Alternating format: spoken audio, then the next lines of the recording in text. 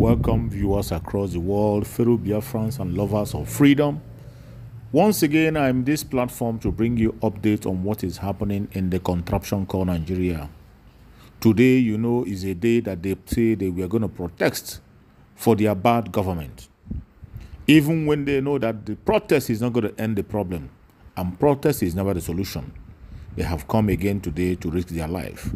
I want to give you some updates on the videos that we gather from their so-called protests. What is going on out there? It is very important that we pay attention. We are not part of it. Biafrans are sitting at home. Biafrans are staying away from this nonsense they are doing, calling protests. Biafrans have made it clear that they will not be part of any street protests, and they are staying away. I want to share with you what is going on in the Zoological Republic. The videos that we came across on what is actually going on, I will share with you for you to get an update on what is happening. Some people have decided to come out to protest as they wanted. And finally, the police, with their hard-handedness, are going their own path. Let's watch and share as you watch. The protests and people talking about end bad governance, people talking about regime change, and the security agencies saying nobody under their watch will accept what they call regime change or the flying of the Russian flag within this territory called Nigeria. The president also has spoken. What do you think of his speech? Do you think he has met the protesters halfway, or is just the same tradition of making promises that hope will be renewed? Thank you very much, Dr. Abati. Let me congratulate you for what you said yesterday. I watch you. I have always done that. It's always enlightening. Namely that it must be clear to everybody that the only way to effect a change of government is to go through elections as provided for in the Constitution. There is no room for regime change. There is no room for military takeover of government in Nigeria. We have gone under military rule for several years. If it was a solution since 1996 or till 1999, Nigeria would have been Dorado. So for the courage with which you speak, you did this out of defense. I was quite pleased with that, along with your colleagues on this program. Now, on Wednesday, just on the 2nd of August, before the protest began, I saw many people, including some of your colleagues, calling for peaceful protests, emphasizing that the Constitution guaranteed the right to peaceful protests. I found myself in a very difficult situation because, Ruben, more than anybody else, you and I have interfaced even during protests in front of Guardian newspapers. I have led so many countless protests, whether in the public sector, in the private sector, at the national level. However, I did say then, that was on the 2nd of August, like, let nobody talk about peaceful protest. It is impossible. Why did I say that? Whereas I recognize the right to peaceful protest, which I exploited and I enjoyed it, I expanded it, I practicalized it. I also said, when you exercise those rights to protest, we must also look at what are the demands. And I'm happy that I said, after seeing, because these people are faceless, I look at the totality of the different voices we can put together from the social media, and I said, my summary, my takeaway from it is that a lot of these guys are only hiding other hunger, other unemployment. What they actually ask is for is regime change. And I said, you cannot legally, lawfully, and peacefully demand regime change under the Nigeria Constitution. And that those who have lost presidential election, those two candidates who spoke in favor of so-called peaceful protests, I have had the opportunity to interface with them when I was president of the NLC. And at different fora, each of these guys lectured me about the need to avoid, quote, miscreant, quote, hoodlum from taking over whatever we consider to be a legitimate thing.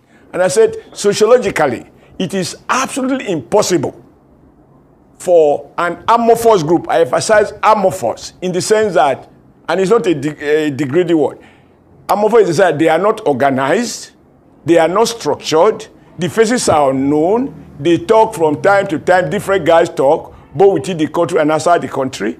And so, who are you going to engage? And they are not accountable to anyone. They are not elected by anyone to whom they will report to as to at what point do we start, at what point do we stop, and where was the forum where they gathered to meet and agree on this demand. And my summary of it is that what they were demanding cannot be achieved peacefully, and it was illegal demand to demand regime change. Because I saw some of them say, for example, they want to revise a repeal of the 1999 Constitution. And I said, you cannot peacefully demand that because the power to change the 1999 Constitution, if that is what Nigeria wants, is not vested in the president of Nigeria. The only way to amend the Nigeria Constitution is as provided for in the Nigeria Constitution. That power is not with the executive. That power is not even with the federal legislature alone. That power has to be shared by both national and state legislatures. And a lot of eminent Nigeria, well-meaning Nigeria, even though I don't agree with them, have canvassed various ways whether we should return back to regionalism, whether we should report back to parliamentary system. All those are legitimate ways to express people's opinion. But I see confusion among the elite because it is this same elite, including a good section of the media, that celebrated Rotimi Williams, 21-man wise men, who ordered the military after consulting Nigerians, quote and unquote. Those Nigerians are the elite, the speaking class, those who are invited to conferences, who told us that given Nigeria experiences that led to the overthrow of the parliamentary system in 1996, but we now need to have a strong president, a strong center. And so they move away from the parliamentary system to presidential system. And they enumerated how beautiful the American system is. And so here we are. If people, for whatever reason, and these are not things that are done by people carrying sticks, people carrying green leaves, this has to be done by people who are really seasoned and who are knowledgeable about those issues. Now, what has the 1999 Constitution do with the fact of fuel subsidy? What has it gone to do with the fact that somebody is hungry? If you change overnight, assume it's about changing from NEPA to generator, will that bring food on the table? No. Those canvassing these views, I was clear, are not those guys who are hungry. I saw a young man in Plateau, and I was excited that young man, we shouldn't be more than 22, 25. And he looked like a graduate, by the way, listening to his language. He said, we have spoken. We don't want this to get out of hand after the first day. I believe the president has listened. Now, the second question is about the president's speech. I commend wholeheartedly, from the bottom of my heart, the patience of President Bola Ahmed Tinubu and the way in which he addressed those issues. Now, let me explain why. All right. He tried to, first, he acknowledged that there is hardship in the country. He didn't dismiss it. It's important that a leader acknowledge the legitimacy of what people are saying. However, he said, I have listened. I have heard you. A leader, a father who is talking to children who are crying. My children, I have heard you. I have listened. Stop crying. I will do something. There is no, if today I am the president, if today, Dr. Abati, you are qualified to be president, you are faced overnight with those numbers. I say, we are hungry today. What do you do today? In any case, the immediate thing the president has to do, which some of us don't even agree to. All right. We now have to seek governors, president commissioning distribution of rice. I would like to see commissioning of industrial, of factories that will provide job. Commissioning return to agriculture. But the government of President Tinubu had to resort to what they now call palliatives, which has become a new source of scandal in many states. Yes, Senator, thank you so much for your Thank you. I think a number of things that, hearing from your response to the first question, is that there might be a mix of those who hijacked the protest and the people who actually went out to peacefully protest. Because for those people, it wasn't a regime change in particular they were looking at. And with regards to their demands, that was the number one. Hunger featured prominently on the list of what people wanted the president to tackle. In fact, in some cases, it was called the hunger protests. So that didn't have a conversation around regime change. Cost of living crisis, insecurity were issues that were raised with regards to why people were going out to protest. So saying that it was just particularly about ending a regime is not factual, it's not accurate. Then with regards to who are those who were the leaders, if you look at Occupy Nigeria, who were the leaders of Occupy Nigeria? There are similarities here because there were many figures whose faces were, in front of that protest, but not many people who came out to say that they're the ones who were in charge of fronting or consulted with the people to come out with demands. The people had a shared challenge and shared purpose, and they came out to protest, which was the same thing that happened. And so coming back to what you said, as a comrade yourself who exploited the opportunity and the constitutional provision for peaceful protests, it's interesting to hear you now say that what they were saying was, people shouldn't have come out for an end of regime. That wasn't really the thing, because Senator Oshiomhole, are Nigerians hungry? The level of poverty, has it increased since Occupy Nigeria protests, where our situation is not worse now than they were then? Do you think people are justified to come out to peacefully protest, not to necessarily remove the government of the day, but to express themselves and to have their voices heard? Ayo, thank you very much. I watch you every day, and I have the opportunity to engage with you today. You've been doing a fantastic job. I don't always agree with your views, but that is what makes democracy rich and robust, and we must defend it, the right to differ. Your evaluation with due respect, with profound respect, is wrong. As the Yorubas, my part of the country, Edo people will say, and I think Abiola of blessed memory popularizes, that when you see some birds dancing on the highway, the drummers are not far from the bush. Without those drummers, those birds will not dance. Now, it is not about whether there is hunger. I said so. If the president acknowledges it, who are you and I to deny it? That is not the issue. The issue is the people use what they see as what everybody can feel. And why do you think, Ayo, that President Tinubu resorted to giving state government 570 billion naira to do quick win palliatives? Why has it become suddenly? In my days, I don't know how many times President Obasanjo, when I was NSC president, went to buy rice to distribute to Nigerians. He said, well, I should go and farm, which is the legitimate thing to do.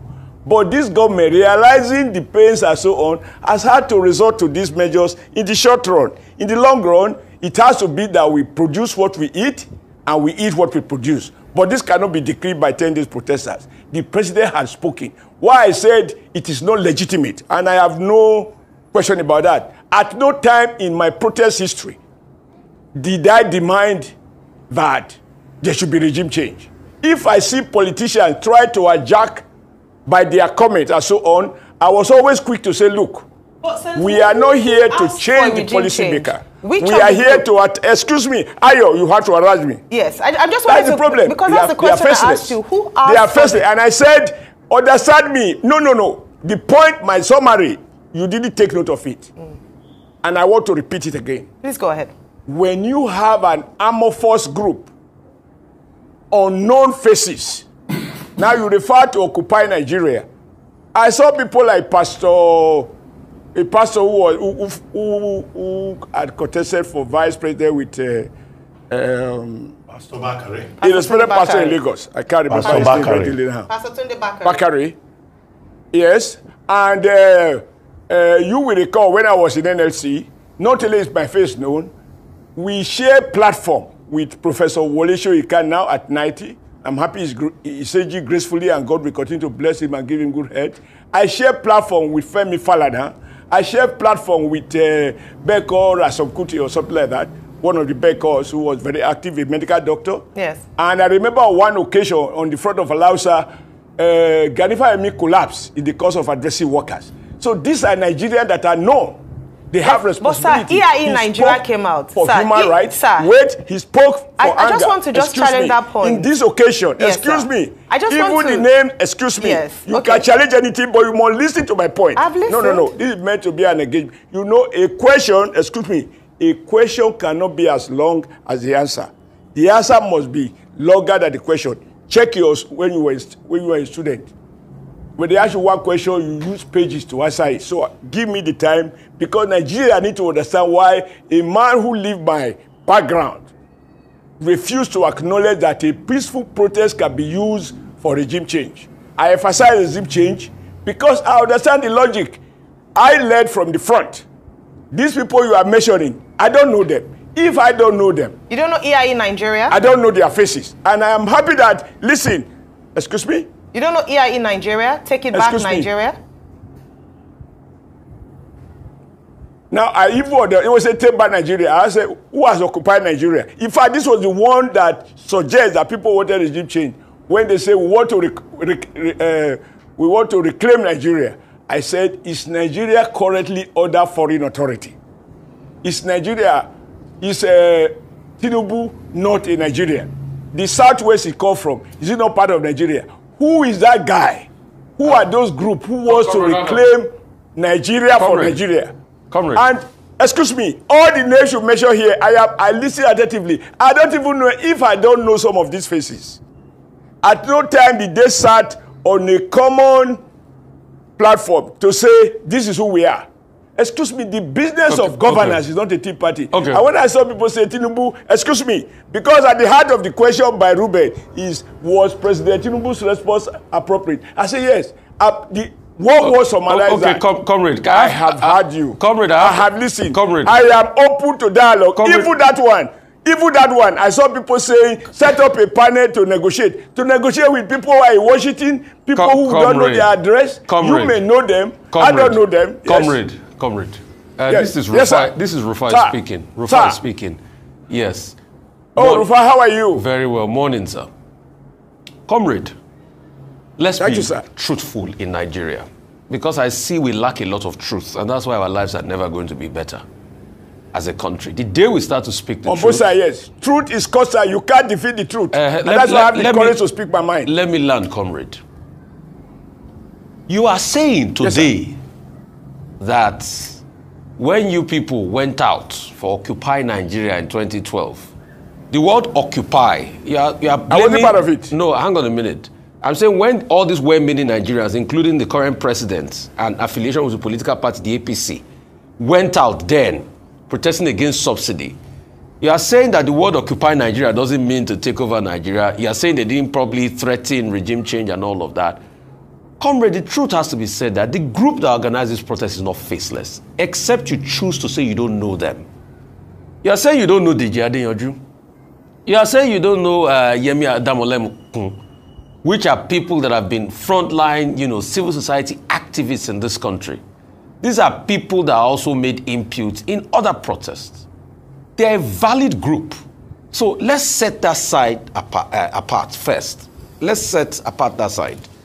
The second one, you said the president, when he gave his speech, it was a good speech. A lot of Nigerians say no.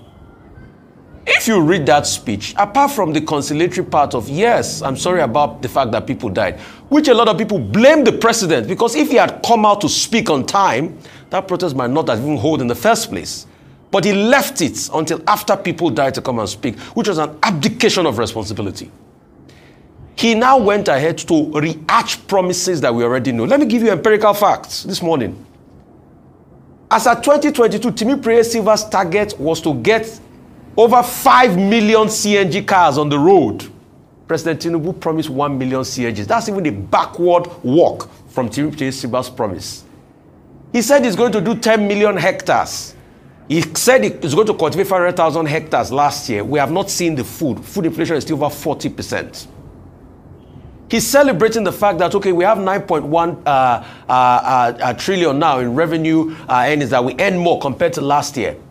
But don't forget also the fact you politicians come out to tell us how broke government is. In fact, the deficit is also increasing. He said he's going to do, he's giving over 570 billion to the states. Some of the states came out to say that they've got nothing really. We said we are sharing palliative. People can't feel the impact. So a lot of people say it was just another campaign rhetoric, empty on promises and less on impact. And you said that speech was okay. So my two questions are... Can I reply, sir? Yes, go ahead, sir. You have the floor. Your two questions, because you spoke at less, so reduce that to two questions. Yes. The first question is... What are your two questions, sir? The people know, you people know the organizers of the protest. Do not say it was faceless because it's been hijacked by people. And ample intelligence was provided that it was going to be hijacked. What did the government do about it? You people know the organizer of it was not a faceless protest. That's the first question. I'm challenging your initial narrative. And I'm saying the president's speech was flawed. And I've given you empirical facts. Excuse me, my dear friend Rufai, I hope to see you in the very near future so we can have a tea without or after this session. And we dance again. You are entitled to your evaluation. Excuse me, I will dance again. And I have improved even at elder age. But you know, one thing you have to agree is that one man's sense of objectivity is another man's idea of objectivity. When people say, I am being factual, as you have claimed, I am being objective.